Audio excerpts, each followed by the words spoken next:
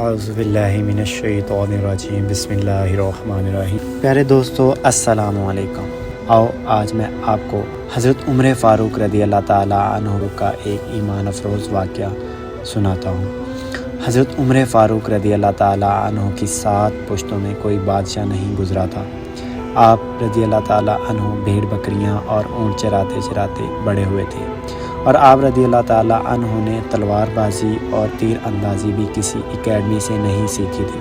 اسکندر اعظم نے organized army کے ساتھ 10 برسوں میں 17 لاکھ مربع میل کا علاقہ فتح کیا تھا، جبکہ حضرت عمر فاروق رضی اللہ تعالیٰ عنہ نے 10 برسوں میں آرگنائزڈ آرمی کے بغیر 22 لاکھ مربع میل کا علاقہ فتح کیا، اور اس میں روم اور ایران کی 2 سپر پاور بھی شامل تھیں۔ آج کے سیٹلائٹ میزائل اور آبدوزوں کے دور میں بھی دنیا کے کسی حکمران کے پاس اتنی بڑی سلطنت نہیں جو حضرت عمر فاروق رضی اللہ تعالیٰ عنہ نے نہ صرف گھوڑوں کی پیٹھ پر فتح کرائی تھی بلکہ اس کا انتظام و انصرام بھی چلایا تھا۔ الیگزینڈر نے فتوحات کے دوران اپنے بے شمار جرنیل قتل کرائے، بے شمار جرنیلوں اور جوانوں نے اس کا ساتھ چھوڑا، اس کے خلاف بغاوتیں بھی ہوئیں، اور ہندوستان میں اس کی فوج نے آگے بڑھنے سے انکار بھی کر دیا، لیکن حضرت عمر فاروق رضی اللہ تعالیٰ عنہ کے کسی ساتھی کو ان کے حکم سے سرتابی کی جرأت نہ ہوئی۔ وہ ایسے کمانڈر تھے کہ آپ نے عین میدان جنگ میں عالم اسلام کے سب سے بڑے سپہ سالار حضرت خالد بن ولید رضی اللہ تعالیٰ عنہ کو معزول کر دیا، اور کسی کو یہ حکم ٹالنے کی جرأت نہ ہوئی۔ آپ رضی اللہ تعالیٰ عنہ نے حضرت سعد بن ابی وقاص رضی اللہ تعالیٰ عنہ کو کوفے کی گورنری سے ہٹا دیا۔ آپ نے حضرت حارث بن کعب رضی اللہ تعالیٰ عنہ سے گورنری واپس لے لی۔ آپ نے حضرت عمرو بن العاص رضی اللہ تعالیٰ عنہ کا مال ضبط کر لیا، اور آپ نے حمص کے گورنر کو واپس بلا کر اونٹ چرانے پر لگا دیا، لیکن کسی کو حکم عدولی کی جرأت نہ ہوئی۔ الیگزینڈر نے 17 لاکھ مربع میل کا علاقہ فتح کیا، لیکن دنیا کو کوئی نظام، کوئی سسٹم نہ دے سکا، جبکہ حضرت عمر فاروق رضی اللہ تعالیٰ عنہ نے دنیا کو ایسے سسٹم دیے جو آج تک پوری دنیا میں رائج ہیں، جن میں سے چند ایک ملاحظہ فرمائیں۔ سن ہجری کا اجرا کیا، جیل کا تصور دیا، مؤذنوں کی تنخواہیں مقرر کی، مسجدوں میں روشنی کا بندوبست کرایا، پولیس کا محکمہ بنایا، ایک مکمل عدالتی نظام کی بنیاد رکھی، آبپاشی کا نظام قائم کرایا، فوجی چھاؤنیاں بنوائیں اور فوج کا باقاعدہ محکمہ قائم کیا۔ آپ نے دنیا میں پہلی بار دودھ پیتے بچوں، معذوروں، بیواؤں اور بے آسراؤں کے وظائف مقرر کیے۔ آپ نے دنیا میں پہلی بار حکمرانوں، سرکاری عہدیداروں اور والیوں کے اثاثے ڈکلیئر کرنے کا تصور دیا۔ آپ نے بے انصافی کرنے والے ججوں کو سزا دینے کا سلسلہ بھی شروع کیا۔ آپ نے دنیا میں پہلی بار حکمران کلاس کی اکاؤنٹیبلٹی شروع کی۔ آپ راتوں کو تجارتی قافلوں کی چوکیداری کرتے تھے۔ آپ فرمایا کرتے تھے جو حکمران عدل کرتے ہیں وہ راتوں کو بے خوف سوتے ہیں۔ آپ کا فرمان تھا قوم کا سردار قوم کا سچا خادم ہوتا ہے۔ آپ کی مہر پر لکھا تھا عمر نصیحت کے لیے موت ہی کافی ہے۔ آپ کے دسترخوان پر کبھی 2 سالن نہیں رکھے گئے۔ آپ زمین پر سر کے نیچے اینٹ رکھ کر سو جاتے تھے۔ آپ سفر کے دوران جہاں نیند آ جاتی تھی آپ کسی درخت پر چادر تان کر سایہ کرتے تھے اور سو جاتے تھے، اور رات کو ننگی زمین پر دراز ہو جاتے تھے۔ آپ کے کرتے پر 14 پیوند تھے، اور ان پیوندوں میں ایک سرخ چمڑے کا پیوند بھی تھا۔ آپ موٹا خردرا کپڑا پہنتے تھے۔ آپ کو نرم اور باریک کپڑے سے نفرت تھی۔ آپ رضی اللہ تعالیٰ عنہ کسی کو جب سرکاری عہدے پر فائز کرتے تھے تو اس کے اثاثوں کا تخمینہ لگوا کر اپنے پاس رکھ لیتے تھے، اور اگر سرکاری عہدے کے دوران اس کے اثاثوں میں اضافہ ہو جاتا تو آپ اس کی اکاؤنٹیبلٹی کرتے تھے۔ آپ رضی اللہ تعالیٰ عنہ جب کسی کو گورنر بناتے تو اسے نصیحت فرماتے تھے، کبھی ترکی گھوڑے پر نہ بیٹھنا، باریک کپڑے نہ پہننا، چھنا ہوا آٹا نہ کھانا، دربان نہ رکھنا، اور کسی فریادی پر دروازہ بند نہ کرنا۔ آپ رضی اللہ تعالیٰ عنہ فرماتے تھے ظالم کو معاف کر دینا مظلوموں پر ظلم ہے۔ آپ رضی اللہ تعالیٰ عنہ کا یہ فقرہ آج انسانی حقوق کے چارٹر کی حیثیت رکھتا ہے۔ مائیں بچوں کو آزاد پیدا کرتی ہیں، تم نے انہیں کب سے غلام بنا لیا؟ فرمایا میں اکثر سوچتا ہوں اور حیران ہوتا ہوں عمر بدل کیسے گیا۔ آپ رضی اللہ تعالیٰ عنہ اسلامی دنیا کے پہلے خلیفہ تھے جنہیں امیر المؤمنین کا خطاب دیا گیا۔ دنیا کے تمام مذاہب کی کوئی نہ کوئی خصوصیت ہے، اسلام کی سب سے بڑی خصوصیت عدل ہے، اور حضرت عمر فاروق رضی اللہ تعالیٰ عنہ وہ شخصیت ہے جو اس خصوصیت پر پورا اترتے ہیں۔ آپ رضی اللہ تعالیٰ عنہ کے عدل کی وجہ سے عدل دنیا میں عدل فاروقی ہو گیا۔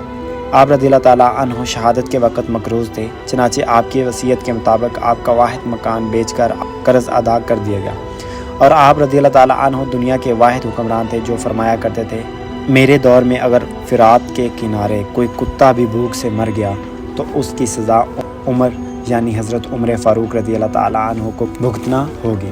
میں دنیا بھر کے مورخین کو دعوت دیتا ہوں وہ الیگزینڈر کو حضرت عمر فاروق رضی اللہ تعالیٰ عنہ کے سامنے رکھ کر دیکھیں، انہیں الیگزینڈر حضرت عمر فاروق رضی اللہ تعالیٰ عنہ کے حضور پہاڑ کے سامنے کنکر دکھائی دے گا، کیونکہ الیگزینڈر کی بنائی سلطنت اس کی وفات کے 5 سال بعد ختم ہو گئی، جبکہ حضرت عمر فاروق رضی اللہ تعالیٰ عنہ نے اپنے دور میں جس خطے میں اسلام کا جھنڈا بھجوایا وہاں سے آج بھی اللہ اکبر کی صدائیں آتی ہیں، وہاں آج بھی لوگ اللہ کے سامنے سجدہ کرتے ہیں۔ دنیا میں الیگزینڈر کا نام صرف کتابوں میں سمٹ کر رہ گیا ہے، جبکہ حضرت عمر فاروق رضی اللہ تعالیٰ عنہ کے بنائے نظام دنیا کے 245 ممالک میں آج بھی کسی نہ کسی شکل میں موجود ہیں۔ آج بھی جب کسی ڈاک خانے سے کوئی خط نکلتا ہے، پولیس کا کوئی سپاہی وردی پہنتا ہے، کوئی فوجی جوان 6 ماہ بعد چھٹی پر جاتا ہے، یا پھر حکومت کسی بچے، معذور، بیوہ یا بے آسرا شخص کو وظیفہ دیتی ہے، تو وہ معاشرہ، وہ سوسائٹی بے اختیار حضرت عمر فاروق رضی اللہ تعالیٰ عنہ کو عظیم تسلیم کرتی ہے۔ وہ انہیں تاریخ کا سب سے بڑا سکندر مان لیتی ہے، ماں سوائے ان مسلمانوں کے جو آج احساس کمتری کے شدید احساس میں کلمہ تک پڑھنے سے پہلے دائیں بائیں دیکھتے ہیں۔ لاہور کے مسلمانوں نے ایک بار انگریز سرکاری کو دھمکی دی تھی کہ اگر ہم گھروں سے نکل پڑے تو تمہیں چنگیز خان یاد آ جائے گا۔ اس پر جواہر لال نہرو نے مسکرا کر کہا تھا، افسوس آج چنگیز خان کی دھمکی دینے والے مسلمان یہ بھول گئے ان کی تاریخ میں ایک حضرت عمر فاروق رضی اللہ تعالیٰ عنہ بھی تھا، جن کے بارے میں مشرکین اعتراف کرتے ہیں کہ اسلام میں اگر ایک عمر اور ہوتا تو آج دنیا میں صرف اسلام ہی دین ہوتا۔ ہم آج بھی یہ بھولے ہوئے ہیں کہ ہم میں ایک حضرت عمر فاروق رضی اللہ تعالیٰ عنہ بھی تھے، جن کے بارے میں رسول اللہ صلی اللہ علیہ وآلہ وسلم نے فرمایا تھا، میرے بعد اگر کوئی نبی ہوتا تو حضرت عمر بن خطاب رضی اللہ تعالیٰ عنہ ہوتے۔ دوستو، روایات میں ایک اور واقعہ آتا ہے، پیارے دوستو، جب سیدنا عمر فاروق رضی اللہ تعالیٰ عنہ پر حملہ کیا گیا تو ان کے لیے دودھ لایا گیا۔ جیسے ہی آپ نے دودھ پیا تو وہ آپ کی پسلیوں کے زخم سے بہہ نکلا۔ طبیب نے ان سے کہا، اے امیر المؤمنین، وصیت فرما دیں، آپ زیادہ دیر زندہ نہیں رہ سکیں گے۔ تو انہوں نے اپنے بیٹے عبداللہ کو بلایا اور کہا کہ حذیفہ بن الیمان کو میرے پاس بلاؤ۔ حذیفہ بن الیمان حاضر ہو گئے۔ یہ وہ صحابی ہیں جنہیں نبی کریم صلی اللہ علیہ وآلہ وسلم نے منافقین کے ناموں کی فہرست عطا کی تھی، اور ان ناموں کے بارے میں اللہ پاک، اس کے رسول صلی اللہ علیہ وآلہ وسلم اور حذیفہ بن الیمان کے علاوہ کوئی نہیں جانتا تھا۔ حضرت عمر رضی اللہ تعالیٰ عنہ نے پوچھا کہ جب خون ان کی پسلیوں سے بہہ رہا تھا کہ اے حذیفہ بن الیمان، میں آپ کو اللہ کی قسم دے کر کہتا ہوں، کیا اللہ کے رسول صلی اللہ علیہ وآلہ وسلم نے میرا نام منافقین کے ناموں میں لیا ہے یا نہیں؟ اللہ اکبر۔ یہ سن کر حذیفہ بن الیمان کی آنکھوں سے آنسو جاری ہو گئے اور فرمایا، یہ میرے پاس رسول اللہ صلی اللہ علیہ وآلہ وسلم کا راز ہے جو کسی کو نہیں بتا سکتا۔ آپ نے پھر پوچھا، خدا کے لیے مجھے اتنا بتا دیں، اللہ کے رسول اللہ صلی اللہ علیہ وآلہ وسلم نے میرا نام شامل کیا ہے یا نہیں؟ حذیفہ بن الیمان کی ہچکی بن گئی اور کہتے ہیں، اے عمر، میں صرف آپ کو بتا رہا ہوں، اگر آپ کی جگہ کوئی اور ہوتا تو میں کبھی بھی اپنی زبان نہ کھولتا، اور وہ بھی صرف اتنا بتاتا ہوں کہ رسول اللہ صلی اللہ علیہ وآلہ وسلم نے اس میں آپ کا نام شامل نہیں کیا۔ حضرت عمر فاروق رضی اللہ تعالیٰ عنہ نے اپنے بیٹے عبداللہ سے کہا کہ دنیا میں میرے لیے ایک چیز باقی رہ گئی ہے۔ حضرت عبداللہ بن عمر نے پوچھا، وہ کیا ہے ابا جان؟ حضرت عمر فاروق رضی اللہ تعالیٰ عنہ نے فرمایا، بیٹا، میں جوار رسول صلی اللہ علیہ وآلہ وسلم میں دفن ہونا چاہتا ہوں، لہٰذا ام المؤمنین حضرت عائشہ رضی اللہ تعالیٰ عنہ کے پاس جاؤ، ان سے یہ مت کہنا کہ امیر المؤمنین عمر، بلکہ کہنا کہ کیا آپ عمر کو اپنے ساتھیوں کے قدموں میں دفن ہونے کی اجازت دیتی ہیں، کیونکہ آپ رضی اللہ تعالیٰ عنہ اس گھر کی مالکن ہیں۔ تو ام المومنین نے جواب دیا کہ یہ جگہ تو میں نے اپنے لیے تیار کر رکھی تھی، لیکن آج میں اسے عمر کے لیے ترک کرتی ہوں۔ عبداللہ ابن عمر رضی اللہ تعالیٰ عنہ شاداں فرحان واپس آئے اور عرض کی اجازت مل گئی ہے۔ عبداللہ ابن عمر رضی اللہ تعالیٰ عنہ نے دیکھا کہ حضرت عمر رضی اللہ تعالیٰ عنہ کا رخسار مٹی پر پڑا ہے، تو انہوں نے آپ کا چہرہ اٹھا کر اپنی گود میں لے لیا۔ حضرت عمر رضی اللہ تعالیٰ عنہ نے اپنے بیٹے کی طرف دیکھا اور فرمایا کہ کیوں تم میرا چہرہ مٹی سے بچانا چاہتے ہو؟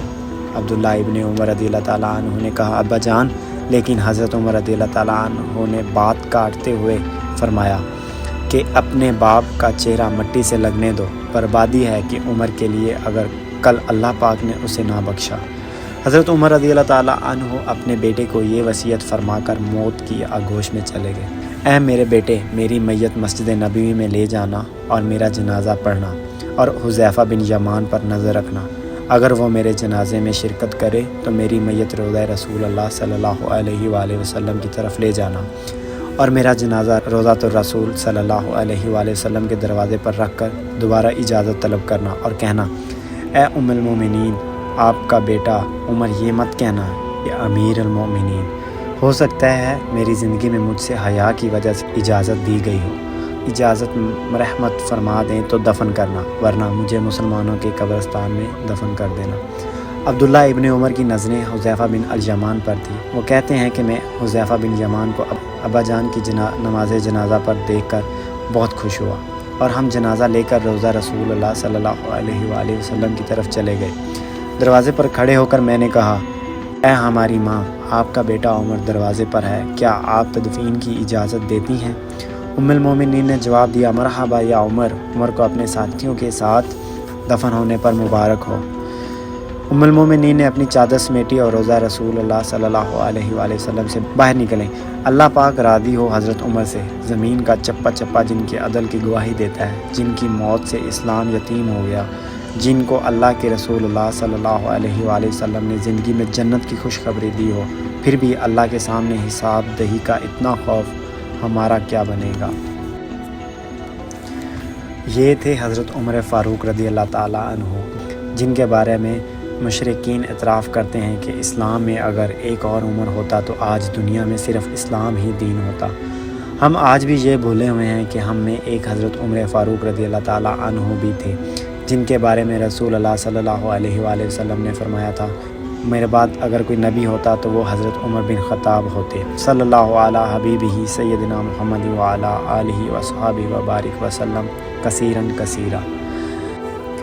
دوستو، یہ تھی ہماری آج کی ویڈیو، امید کرتے ہیں کہ آپ کو پسند آئی ہوگی۔ اس ویڈیو کے متعلق اپنی رائے کا اظہار کومنٹ باکس میں لازمی کیجیے گا، اور مجھے اگلی ویڈیو تک دیجیے اجازت۔ فی امان اللہ۔